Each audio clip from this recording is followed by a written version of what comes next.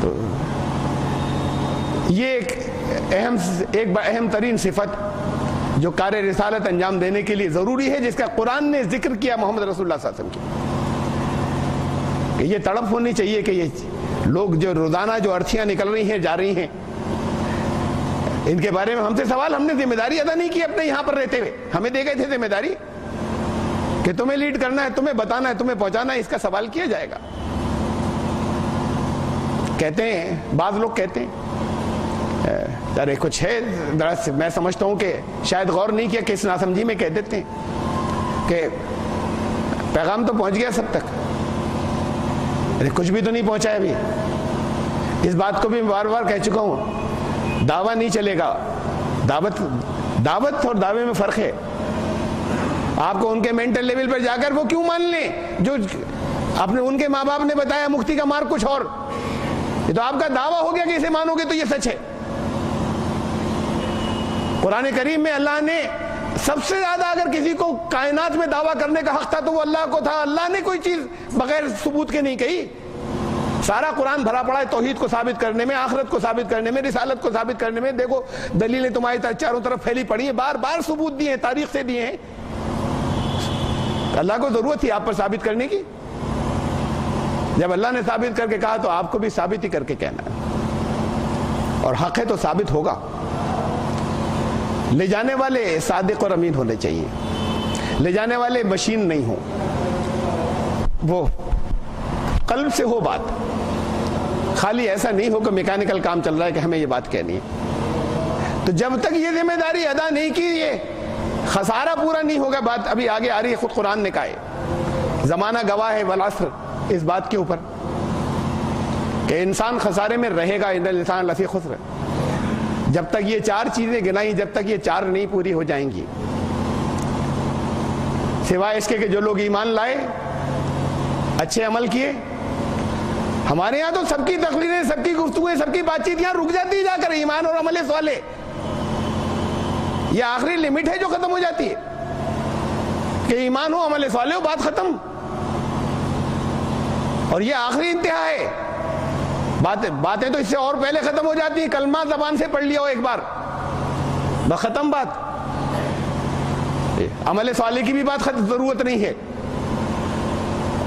اور یہ بہت اونچے درجے کی بات جہاں پر میکسیمم کروا لیا تو ایمان اور عمل بھی صحیح ہونے چاہیے، ایمان اور عمل صالح۔ ابھی ایمان کا تو مطلب بھی نہیں جانتے، تو بہرحال ایمان ہو اور عمل صالح۔ قرآن کہتا ہے نہیں، ابھی 50% گھاٹے سے نکلے ہیں۔ جو خود قرآن کہہ رہا ہے چار چیزیں ہیں، گھاٹا پورا نہیں ہوگا انسان کا۔ ایمان، عمل صالح، وتواصوا بالحق وتواصوا بالصبر، یہ دو چیزیں اور آ گئیں، تاکہ دوسروں کو کرتے رہنا حق کی، حق کیا ہے یہ پہنچاتے رہنا، اس کے بغیر خسارہ پورا نہیں ہوا۔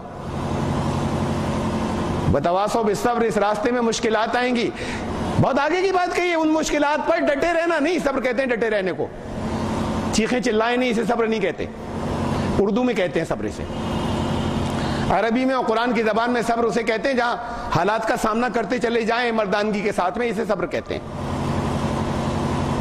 قرآن شریف نے کہا ایک جگہ، مثال میں عرض کر رہا ہوں، بہت سی جگہوں پہ، وَكَأَيٍّ مِّن نَبِيٍّ قَاتَلَ مَعَهُ رِبِّيُّونَ كَثِيرٌ، کتنے نبی ایسے تھے ان کے صحابہ نے ان کے ساتھ مل کر میدان جنگ کے اندر پہنچے اور وہاں پر اپنی ذمہ داری ادا کی، جنگ میں شریک ہوئے۔ فما وہنوا لما اصابهم فی سبیل اللہ، پھر وہ بودے نہیں بنے اللہ کے راستے میں، جو ان کے پھر آئیں بہت سی آزمائشیں، اس وقت وہ بودے نہیں بنے۔ وما ضعفوا، کوئی کمزوری نہیں دکھائی۔ وما استکانوا، ٹھہرے بھی نہیں، بڑھتے چلے گئے، رکے نہیں۔ واللہ یحب الصابرین، یہ ہے صبر کرنے والے جنہیں اللہ محبوب رکھتا ہے، صبر اسے کہتے ہیں۔ اردو میں صبر اسے کہتے ہیں کہ ایک طرف بیٹھ گئے، چاہے منہ لٹکا کر بیٹھے ہوں، کچھ نہیں کر رہے، ان کا رو نہیں رہے، چیخ نہیں رہے، اردو میں اسے صبر کہتے ہیں۔ حالات کا مقابلہ کرتے چلے جانا، قرآن کی زبان میں صبر اسے کہتے ہیں۔ رکنا نہیں، کمزوری نہیں دکھانا، اللہ کی رحمت سے مایوس نہیں ہونا، یہ سارے صبر کے حصے ہیں۔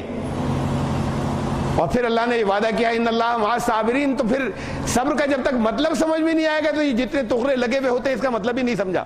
یہ اپنے یہاں تو سجا تو لیتے ہیں، جگہ جگہ ملتے ہیں ان اللہ میرے استاد اس کا ترجمہ کیا کرتے تھے ان اللہ مع الصابرین، کہ صبر کرنے والوں کا انعام تو خود اللہ ہوتا ہے، وہی مل جاتا ہے. تو پھر اب ساری چیزیں تو اسی کے ہاتھ میں، یعنی جو لگاتار سامنا ابھی ایک دفعہ ڈیفیٹ ہوگی، دوبارہ سیٹ بیکس آ جائیں گے، تیسری بار ناکامیاں مایوسیاں آ جائیں گی، چوتھی بار کوشش کرتے رہیں گے، پھر آگے جائیں گے. اور جانا ہی ہے. جو تھک کر بیٹھ جائے گا اور کچھ خالی وظیفے پڑھتے رہے گا، یہ یعنی کہیے اللہ کی مدد مانگیے، اللہ کے فضل کی ضرورت ہے، لیکن ساتھ میں ایفرٹس کرنی ہے اور ساتھ میں اپنی کوشش کرنی ہے. نہیں تھکنے کا نام صبر ہے. تو وتواصوا بالحق وتواصوا بالصبر. تو خالی بات اتنی نہیں ہے کہ آپ خود صبر کریں، خود ڈٹے رہیں. دوسروں کو جو مصیبتیں آئیں گی، یہ تو وہ لوگ ہوں گے جو آخری درجے کو ہر وقت کبھی ہمت ہاریں گے ہی نہیں. دوسروں کو ہمت نہ ہارنے دیں، انہیں تاکید کرتے رہیں، حق کی تاکید کرتے رہیں، اور لوگوں کو اس کی تاکید کرتے رہیں کہ ہمت نہیں ہارنا ہے. یہاں جا کر پورا ہوتا ہے خسارہ یا گھاٹا. خالی ایمان اور عمل صالح نہیں، یہ تو 50%، یہ خالی آدھا کام ہوا. نصف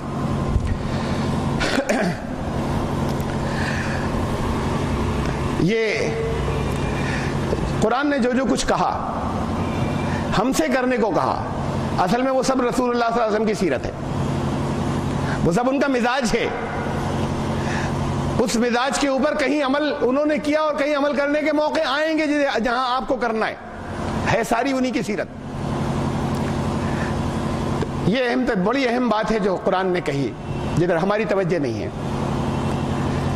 وما لكم لا تقاتلون في سبيل الله والمستضعفين من الرجال والولدان والنساء والولدان الذين يقولون ربنا اخرجنا من هذه القرية الظالم اهلها واجعل لنا من لدنك وليا واجعل لنا من لدنك نصيرا.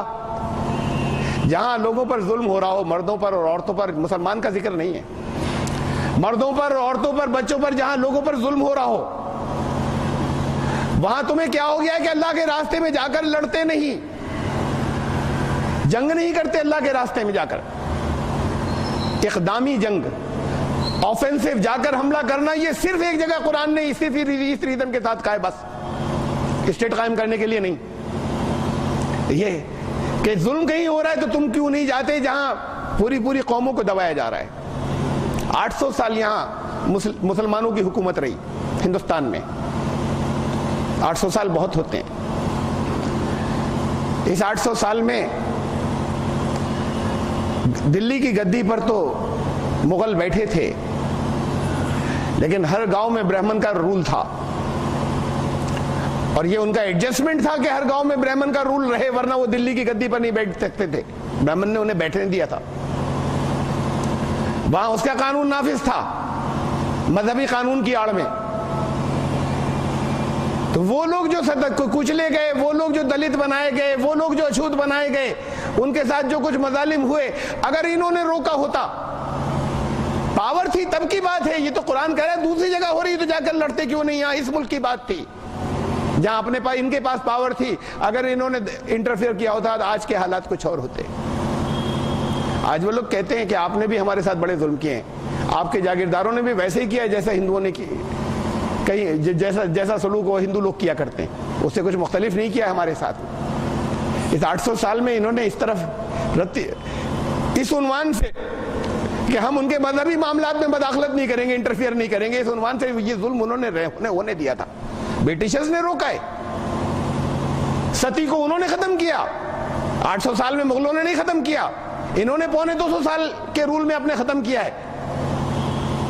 وہ جو مندروں پہ عورتوں کو سے کاروبار کرائے جاتے تھے، ان کو زبردستی دیوداسی بنا کر اس سسٹم کو انہوں نے روکا ہے. مسلمانوں نے نہیں روکا. یہ ان کی مذہبی آزادی کے نام پر چھوڑا ہوا تھا.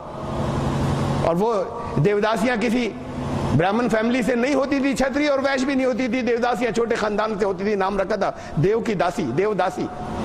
مسلمانوں نے نہیں دخل دیا 800 سال تک. آج حالات کچھ اور ہوتے اگر کہا ہوتا. قرآن کہتا ہے یہاں کی بات، یہاں تو پاور تھی تمہارے پاس. وہ لوگ، اور یہ لفظ مستضعفین جو ہے یہاں پر پہلی آیت میں، جس کا ترجمہ یہاں پر اردو میں لکھا ہوا ہے بے بس مردوں، اور ہندی میں لکھا ہوا ہے کہ کمزور پرشوں، عورتوں. مستضعفین کا مطلب ہے، اگر لٹرل ترجمہ میں لفظ بلفظ کروں تو دلت. میں یہ نہیں کہہ رہا جو لوگ اپنے آپ کو دلت کہہ رہے ہیں وہ، لیکن اصل ترجمہ اس کا ہوتا ہے دلت، بددلت، جو کمزور پا کر دبا لیے گئے ہیں، اسے کہتے ہیں مستضعفین. یہ اس کا ترجمہ رکھیے دلت، ان کے سامنے لے کر جائیے پھر، لیکن کہیں گے کیسے؟ ہاں ہم نے نہیں کیا، قرآن نے کہا تھا کہ دلتوں کے رائٹس کے لیے ہمیں لڑنا تھا آگے جا کر۔ یہ تھے نمائندے جنہیں خالی زبان سے بات نہیں کرنی تھی، جنہیں اگر ان کے پاس کچھ طاقت ہو تو پھر اپنے ہی جگہ نہیں دوسری جگہوں پہ بھی جا کر اس کے لیے تو لوگوں کے حقوق کے لیے لڑنا تھا، وہ چاہے مسلمان نہیں ہو تب بھی۔ تو اسلام بات اس کی کرتا تھا کہ یہاں سے زمین پہ سے ظلم ختم ہونا چاہیے، بات اس کی نہیں ہو رہی کہ مسلمان امن و امان سے رہیں، امن و امان سے ساری انسانیت رہے۔ اسلام تو اس کے لیے تھا۔ اپنی زندگی کے اندر پھر اگر اسلام کو مان لیں گے تو پھر ان کی آخرت اچھی ہوگی لیکن یہاں پر تو امن و امان سارے سب کے لیے اسلام ضمانت دیتا تھا کہ کہیں اگر یہ حالات ہیں تو تمہیں جا کر لڑنا اس کے لیے، اسلامی اسٹیٹ قائم کرنے کے لیے تو حملہ نہیں کر سکتے، اس کے لیے تمہیں حملہ کرنا تھا۔ اور یہ دوسری آیت ہے، کہیں کوئی بھلائی کا کام ہو تمہیں کوآپریٹ کرنا تھا، یہ عالمگیر اصول تھے جو دیے تھے۔ کہیں کوئی